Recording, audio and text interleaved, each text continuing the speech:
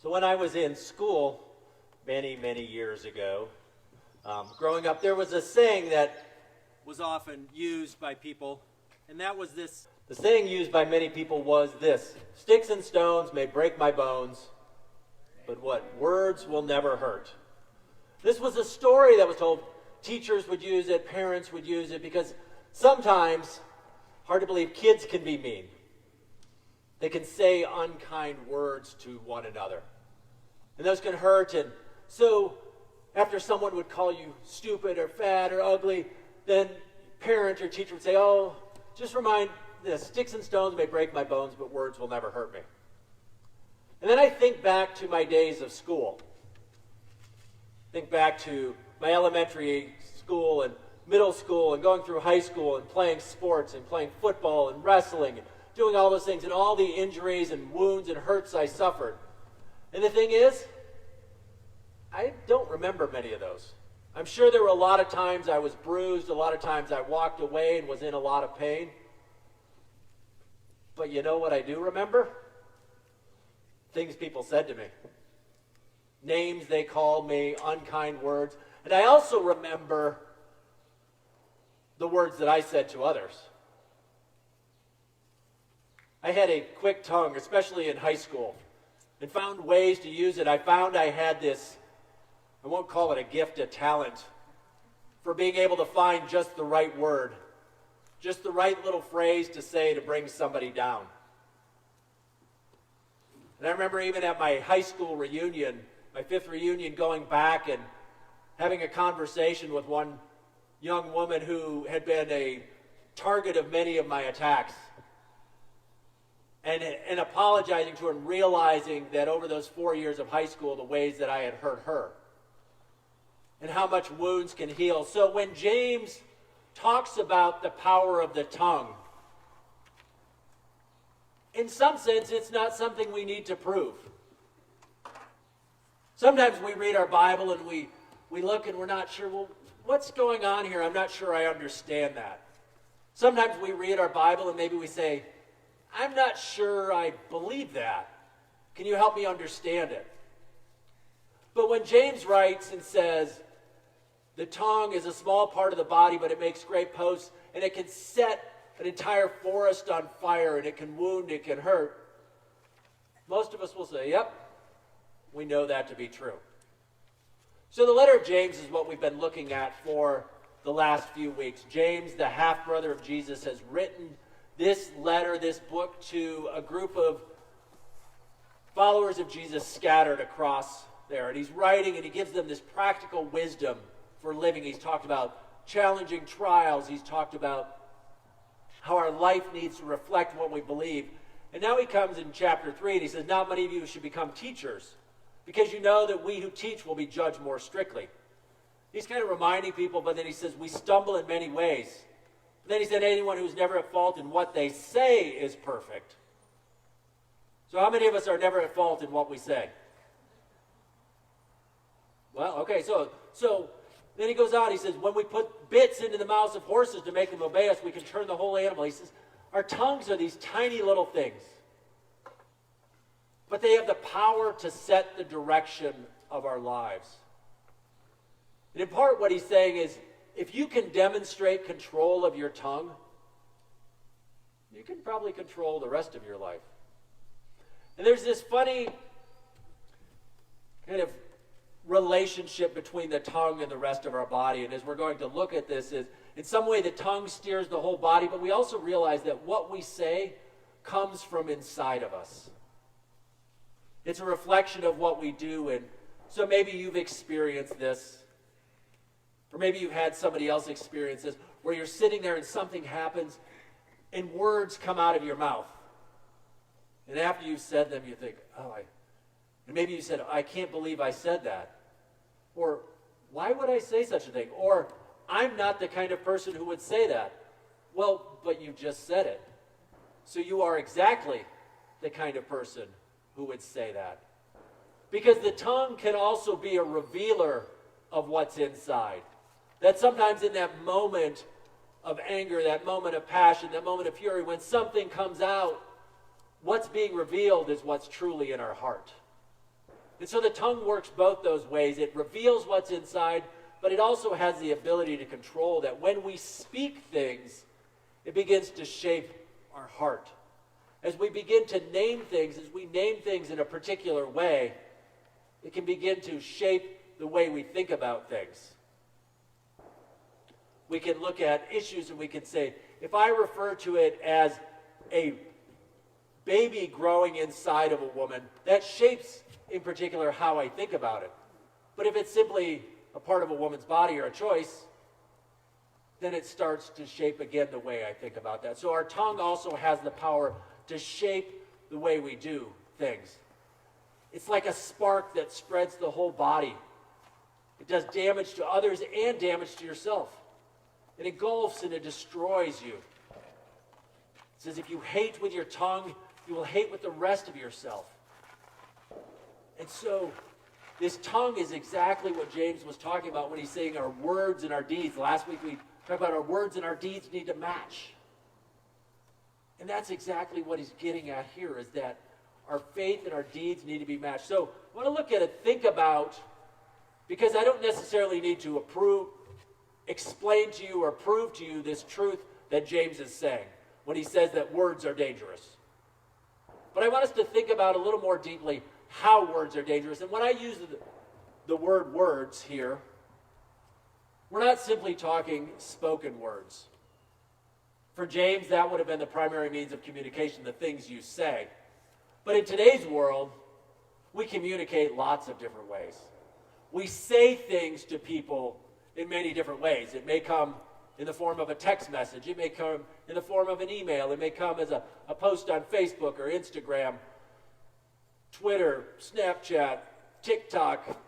The list goes on and on and on, right? And whatever new app that just came out yesterday that's popular that I haven't learned about yet because I'm old. So there are all these things that are happening, all these ways that words are used. Words can be dangerous. And so I was listening to another pastor named Glenn Packiam from Colorado, and he kind of helped me think about 5 categories, and there's probably not even 5, there's probably more than that, but different ways that lead to words being so destructive, ways in which we use words in destructive ways. And so the first 2, so 5 of them, the first 2 I'm going to kind of put together because there's some crossover between them. But the first 2 are labeling and lumping. And no, the rest of them don't begin with L, so don't worry about that. So the first 2 are labeling and lumping. So labeling. We use labels all the time, and labels and lumping serve a helpful purpose for us as human beings. Because if we did not label things, life would be very, very difficult. The fancy word for this is a taxonomy. You put something in a category. So let me explain what I mean by that. Is imagine if every time I saw one of these, I had to explain to you, well, it's a thing about this high and it's wide and it's got a pole that goes down and it's got a tripod. But if I simply say a music stand, it's a label, right? And you can know that, well, maybe this is a music stand and this is a music stand, and there's different things. Chairs are the same way. Imagine if every time you were talking about a chair, you'd say, well, one of those objects that has 4 legs and that you sit on. And so we use labels to categorize, to sort things out. And it makes life, it makes communication a whole lot easier if we place a label on something. We couldn't imagine trying to function if you weren't able to label things and put labels on things and categorize and sort them. And in some sense, we do the same thing with people. There's this labeling that we do with people, and we can say, okay, well, here's older people, and here's policemen, and here's firefighters, and we can group, and we can sort, and we can label. But the problem with labels, particularly with people, is that labels can sometimes become a way to dehumanize people. It can be a way to simply categorize them and make them something. And so, all of a sudden, as you refer to this person with a label, it sorts of. So let me tell a couple stories about how that works. One is there was a study done of teachers. And there were a group of students in these classrooms, and the teachers were told ahead of time that certain students were high-performing students, that they were above-average students, that they were gifted students. And then what the study did was they found that at the end of the school year, that those that the teacher had told, and these children were chosen at random. There was nothing done. So in this randomized study simply said, this group of students are high-performing students. They're bright students. At the end of the school year, they found that those students that the teacher had been told were high-performing students actually did about 15% better than the rest of the students on average. What had happened was the teacher had been given a label and said, this student's the bright student. And so they had treated that student in a different way. Now, is the label bright or high-performing a bad label? Not necessarily. But you see how labels can influence. Labels can also be used in a negative way. If I say that person is a bully, sometimes the label bully then becomes the total way that I see that person. All I see is them simply as a bully. Now, if you spend any time on the internet, on social media, there are no shortage of labels being tossed around for people on the internet. Well, they're a Marxist, they're a socialist, they're a Nazi, they're a libtard, they're a conservative, all these different labels, and I don't even know what they all mean. Sometimes I look at them like, I don't even know what that means. I have to look that up. But what's happened is we've put a label on somebody and said, this is who they are. And this is where it kind of blends into lumping, because we sometimes do it and we say, this person has this label just because of this one thing that they've done. Well, they believe this, so they must be a liberal. And sometimes we use labels and we say, well, they're obviously a Marxist. And rarely, when I see labels used for people, are they a positive thing. We use the label what? To categorize them, to put them down, and to say, you are like all these other people with that same label. So one of the popular ones sometimes used is, and there's actually a law called Godwin's law, which says that as an argument increases, the longer the argument increases, the more likelihood that someone will be called in the argument a Nazi. And so the longer the argument, Godwin's law says that the rate or the chance of it increases to 1 the longer the argument goes on. And so people use the term Nazi. So what are you doing when you label someone as a Nazi? You're saying you're just like those people over there. So somebody does some minor infraction, they try and control something in a little way, so you're a Nazi. You say, well, wait a minute, so I'm like Adolf Hitler, this leader of a country who systematically exterminated millions and millions of people in gas chambers and ovens, and so my refusal to this is Nazi. So you see how labels work. And we label and we lump it. So that's one of the ways that words can be so destructive, is that we label people, and along with that goes this idea of lumping.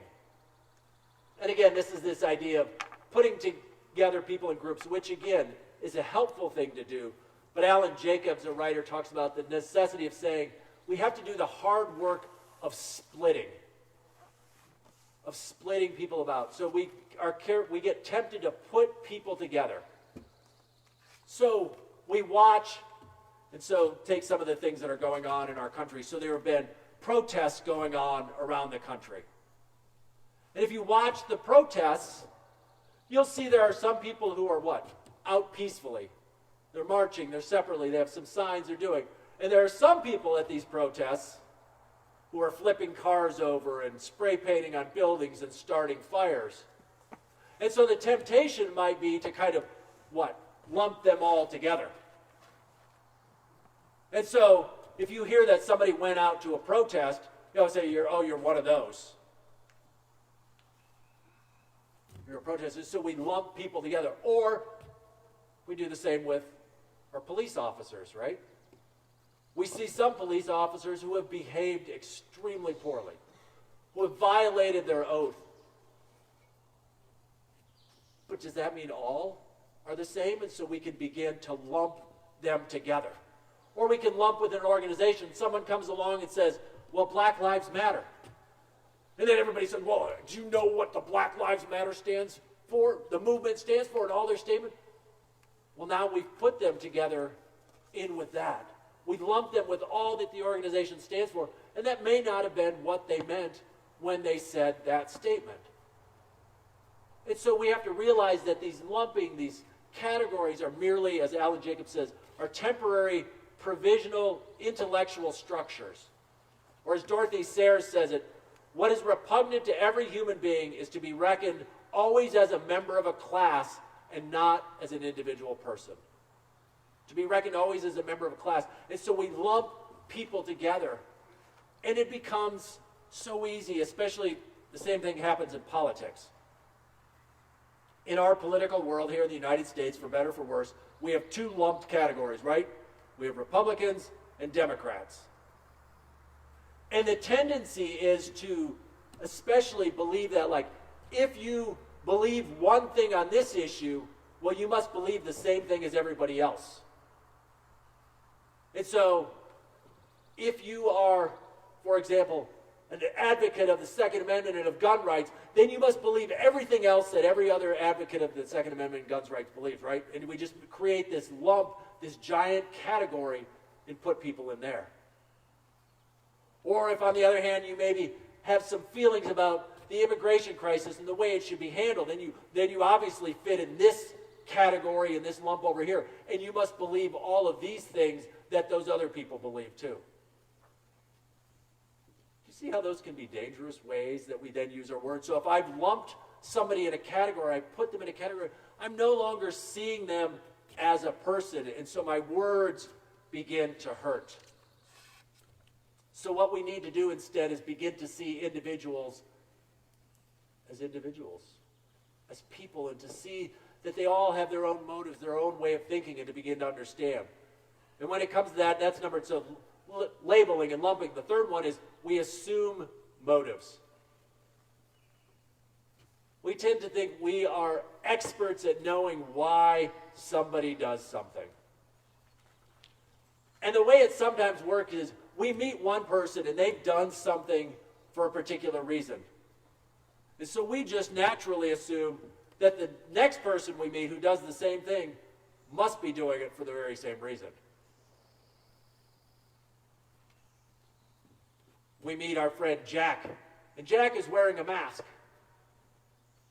And then Jack is telling you about how he's afraid of everything and he's scared. And so then we meet our friend Jill, and Jill is also wearing a mask. Well, Jack was afraid of everything, so he was wearing a mask, so obviously Jill must be afraid of everything. See what we've done? We've assumed motives about Jill. And Jill may very well be wearing a mask for a very different reason. Or we could say not wearing a mask. We could flip it around the same way. And we say, here's this person, and so we assume motives behind things. We watch somebody and they show up again. They show up at a protest and we think, oh, they're just virtue signaling. How many of you have ever heard the term virtue signaling? Virtue signaling is just like, I'm just trying to show everybody how good I am. I don't really believe this. And so virtue signaling, you can look it up online and figure out what it is. But so this idea of virtue signaling, well, maybe they are, or maybe they're actually showing solidarity with the group of people that they're with. But we have this tendency to assume motives, to think we know exactly why someone has done something. We think we are the master detective at it. We fully understand it. And so when we assume motives, when we believe we know their motives, and rarely, to go along with that, rarely do we assume people have good motives for doing things. So often we think somebody's done something because it's a nefarious motive or some negative motive. If we see someone doing something we disagree with, well, obviously they have a bad motive for it. And so we see what's going on and we assume these things. And when we assume the motives, then our tongues begin to get in the way. So we assume motive. Number 4 is we don't consider other people's perspectives. You see, these all kind of blend together. It relates to seeing other people. As we look and we see people, and we think about, are we seeing things from somebody else's perspective? So we can even just play a game. All right. So you guys know what's on this, but all right, if I asked everybody on this side of it, what's on the Frisbee? White. What's on the Frisbee over here? Red X. Oh, come on, guys. It's a red. Well, which one is it? These guys say red X. These guys say it's white. All right. What's on the Frisbee? White. So what's going on? So again, a pastor from Texas kind of used this illustration of saying, here's these different things, and ideally we could have just had you switch seats, right? And you would have seen the difference, but the simple fact, the simple ability to say, what is the perspective that someone is coming to this from? What is their experience? And I've talked about this before, but the importance even as we try and understand what's going on with race here in the United States is the ability to see from a different perspective, to understand where people are coming from and what it is that they've experienced. And so when we hear things and when we listen to African Americans talk about their story and why they respond to incidents, when they hear about Breonna Taylor or George Floyd, they hear these stories. Why have they responded in the way they have? And you have to sit and listen to their perspective. As you hear people and the way they respond to the pandemic going on, and you have to say, well, what's your perspective? What's going on in your life, and why are you responding that way as opposed to doing it? But to realize we have to consider people's perspectives and where they're coming from. And so our tongue is so quick to decide, like, we know what's right. You know, we didn't have a big fight here, bro, but it's like, you know, one side was convinced the Frisbee was white, one side was convinced it had a red X. Because we weren't able to see from a different perspective. If we can't see from the other perspective, imagine the way our tongues and the words that can go back and forth. And the fifth and final thing is that we oftentimes, our tongues get the best of us. Our tongues are the worst of the destructive when we haven't processed our own sadness. When we haven't processed our own sadness. And so often, the emotion that we display often is anger. And sometimes there's something deeper going on. It's a fear. It's a sadness that's going on. And so I think even of, back to my story of in high school, the way I use my words to hurt people. And part of it was, as I began to process, is what was going on inside of me.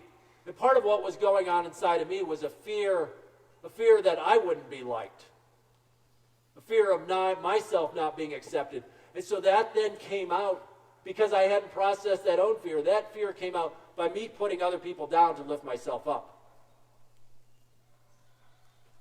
But sometimes what happens too is people become angry about things, and we see what we see manifested as anger, or what we ourselves manifest as anger, and maybe it's something different. In the midst of the pandemic going on here in the country, I've seen a lot of angry people. A lot of people who are really upset about all kinds of things. But I wonder if we stopped and took a moment, or if they stopped and took a moment to begin to process, is there something else that's going on?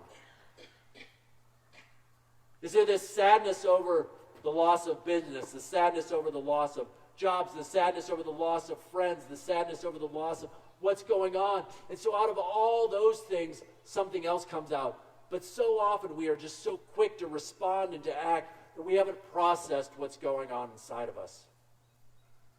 And so James says, when we do these things, when we label, when we lump, when we assume motives, when we don't consider others' perspectives, when we haven't processed our own sadness, all these different reasons, our tongue is what?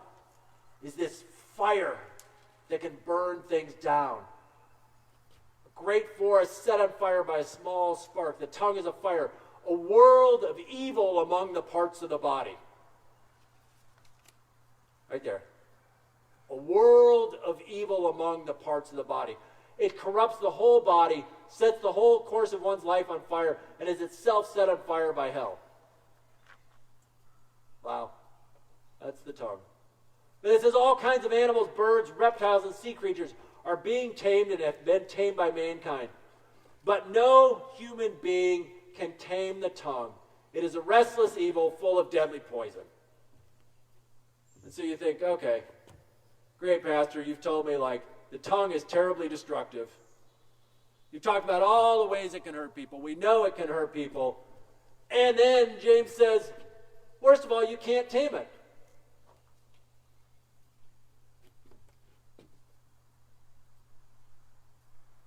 But does it say the tongue cannot be tamed? No, it says, but no human being can tame the tongue. In other words, it is not possible for people to do it. But I would suggest to you that it is possible with God.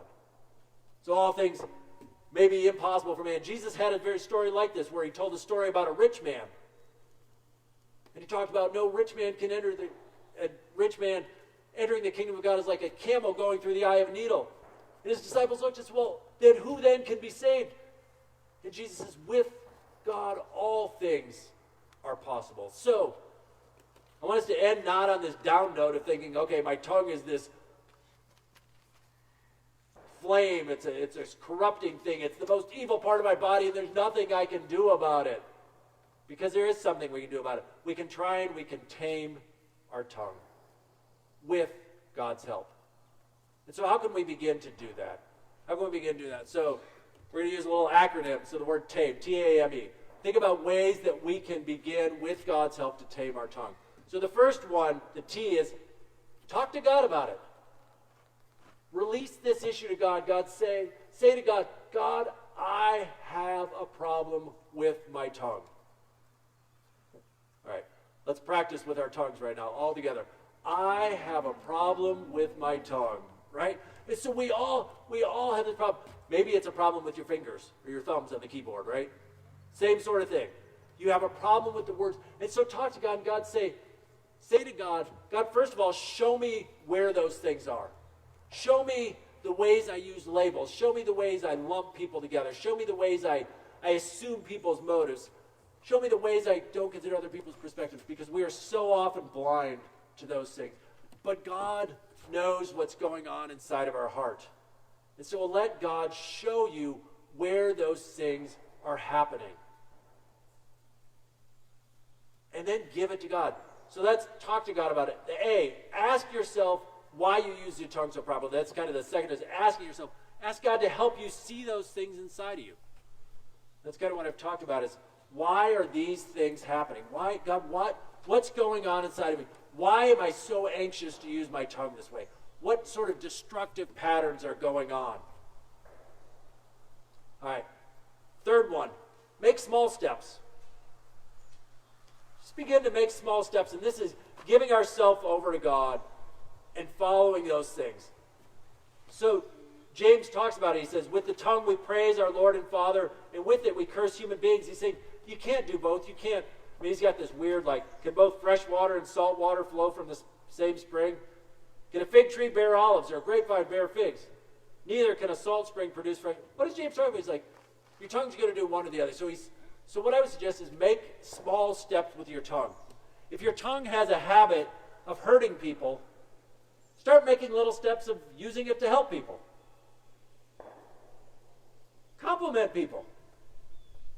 Praise God. Maybe it's just simply saying, okay, if my tongue can't praise both God and hurt people, maybe what I need to do is begin praising God more. Read some psalms, sing some songs. Maybe when you're tempted, when you feel that urge, when you see that person who's made that post on Facebook and you're wound up, you're ready to let go on them. Maybe go and find a Bible verse you can say. Maybe find a song you can sing.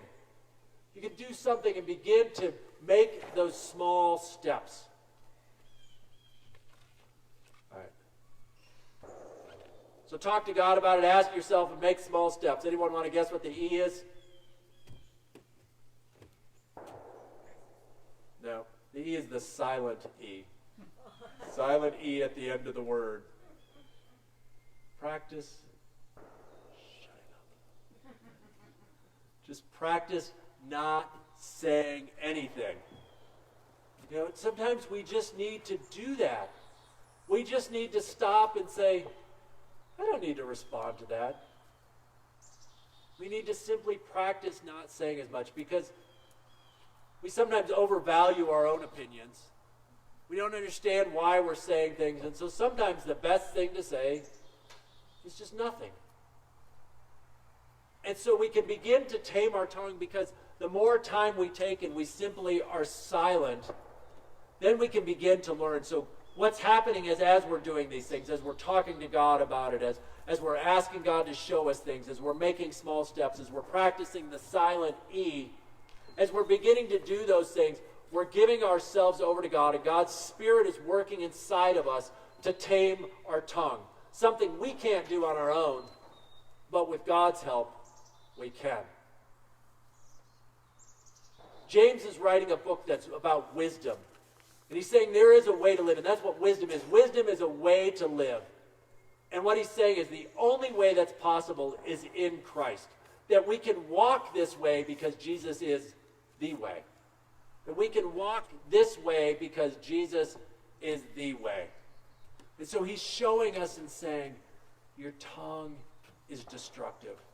He's pointing it out, and he's reminding us of the dangers involved in the tongue, the destruction that it can cause, as if we needed to be reminded of it. But he's reminding us of it, and then he's saying, that's how dangerous it is. And then his words that no human being can tame the tongue. But what he's also, I think, in part implying is, we can't do it. But what the book of James is saying is, but with God's help, we can. The tongue is this dangerous thing that cannot be tamed by us alone, but with the help of God, it can be.